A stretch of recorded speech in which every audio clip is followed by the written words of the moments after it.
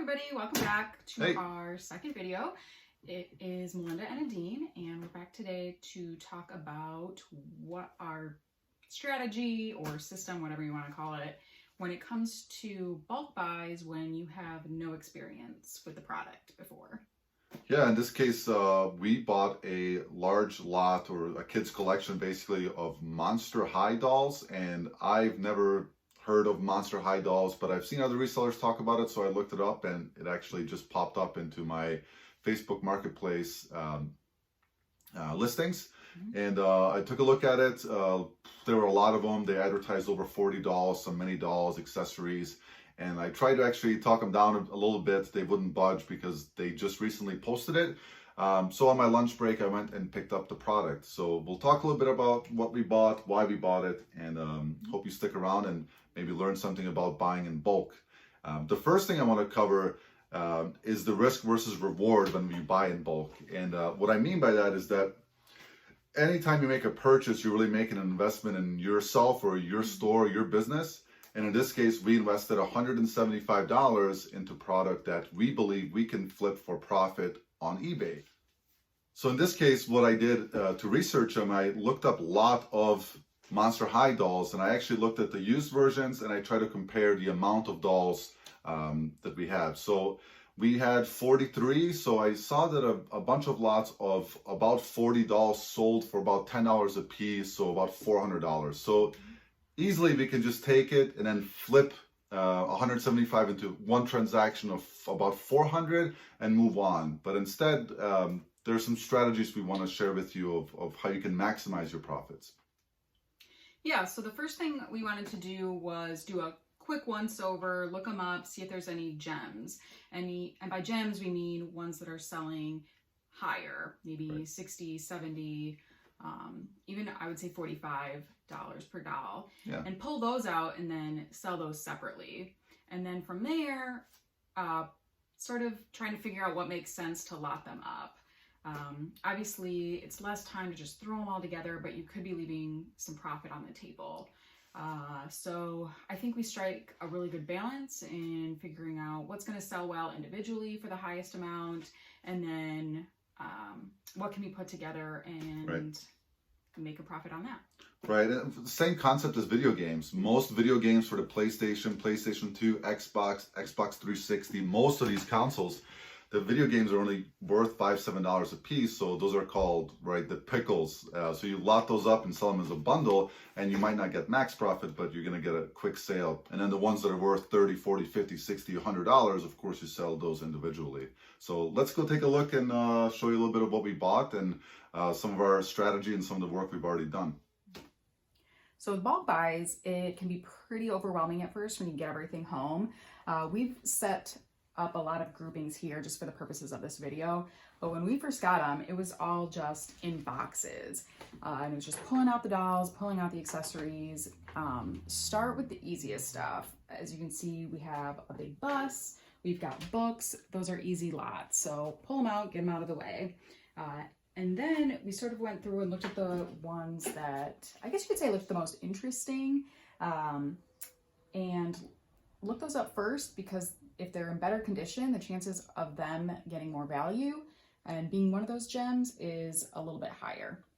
So this is one of the ones we decided to put solo. This is Issy. I don't know if I'm saying that right. Icy?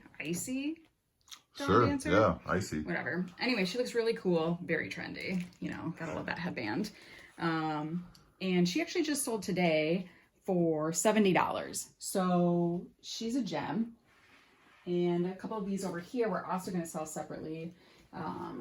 Caddy Noir, she's about $45. This is Dracubecca. She's missing her glasses.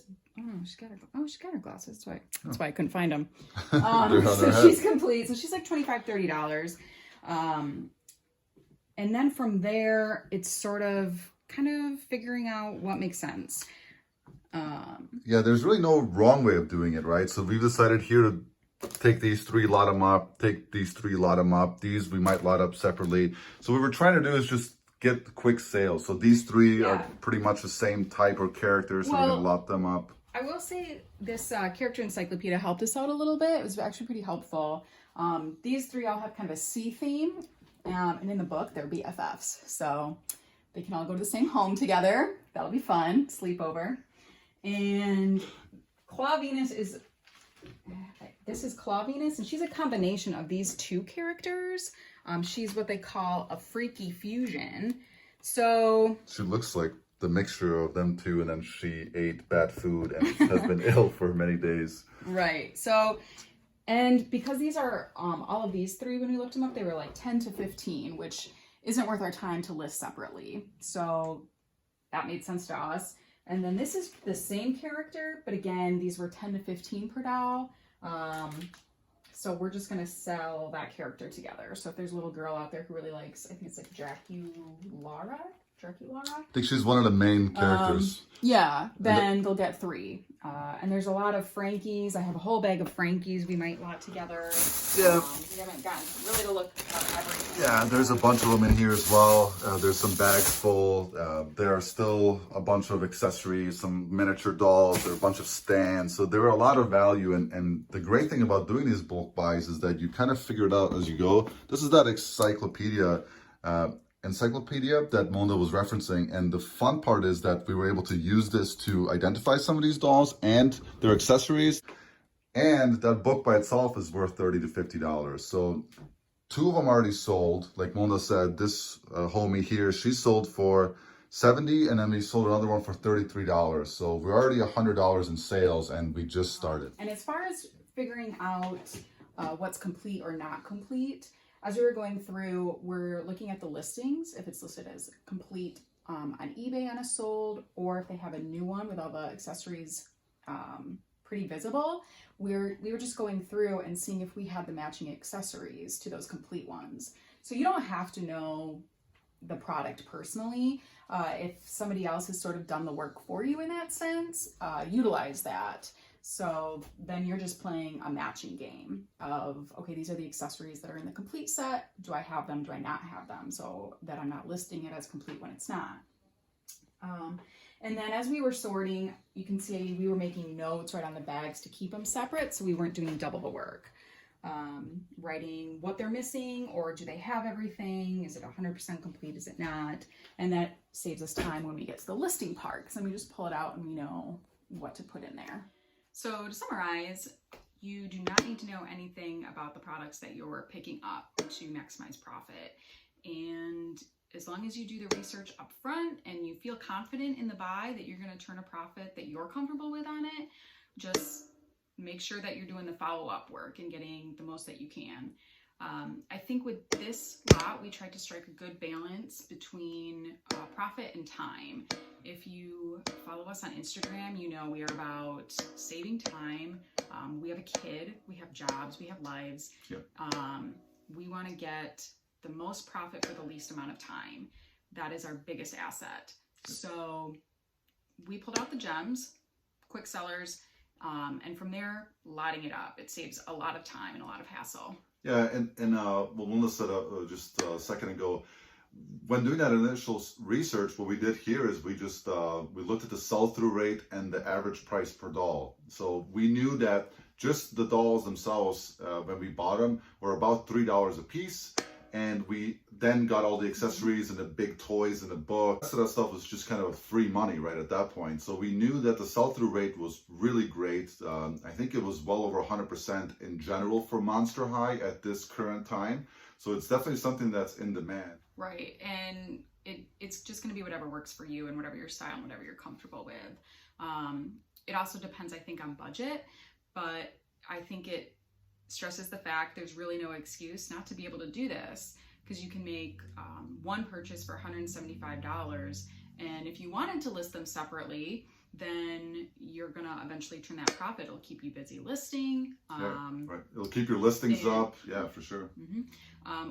Or if you have smaller margins that you're comfortable with, start with that. Start with, okay, I'll list them for $10 and put a little money of the profit aside until you're able to make bigger bulk buys. Maybe not everybody has $175 to drop all at once. Maybe you just have $3 or $5, and then you flip it for $25. Yeah, it's a snowball effect. I mean, that's the thing. When we first started, 9 months ago, we loved the 50 cent to $1 buy to get it sold for $10, and our motto was literally, we need to make a $10 profit per item. And gross profit. Gross profit, right? Yeah. That was the beginning, and now this month, our net profit, meaning after cost of goods, after shipping, after fees, our net profit for this month is over $34 an item or a sale. So we really love bulking, getting the stuff sold quickly. And we don't know anything about Monster High dolls, but we had fun with them. Yeah, they're a lot of fun. There's some cool characters. Who cares? If you're selling, it doesn't really matter. I said this on Instagram too when I first picked them up. Who cares what you're selling? As long as you have a good time and you're getting the profit that you want, it doesn't matter. Vintage cameras, video recorders, laptops, cell phones, dolls. I'm not ashamed to play with dolls at 2 o'clock in the morning. If I'm making a profit, who cares? I'm having a good time. I brushed the doll's hair for the first time in my life, and Melinda said, well, that's great practice for when our daughter gets a little bit older. So it doesn't matter. It's all about getting them done, starting, getting them listed, getting them sold, and moving on to the next one. Yeah. So we hope this was helpful for you. Leave us a comment if it was, or how we could do it differently to make it more helpful to you. Yeah, and if you really want details, like I said, we're always here to help. And leave a comment. Let's talk about it. If you're a collector of these types of dolls, ask if we have a specific one before we get them all listed, and we'll make you a great deal. I know these are pretty popular dolls, and we'll get them listed in the next couple of days as time allows. And like we've said before, we're part-time resellers, so this isn't our full-time income. This is just something that we do for our financial freedom, and we're having a great time doing it. So yeah, if you like this kind of content, stick around. There'll be much more. We are on Instagram at Hustlin' Hooks, so look us up there as well. That's where you can get really live updates, because we're constantly giving tips, showing our purchases, our sales. And this is a little bit more of a long format type content. So thank you so much for your time. Thanks for watching, and good luck out there. Hopefully we can answer some questions and help you guys out along the way. You guys take care. Thanks.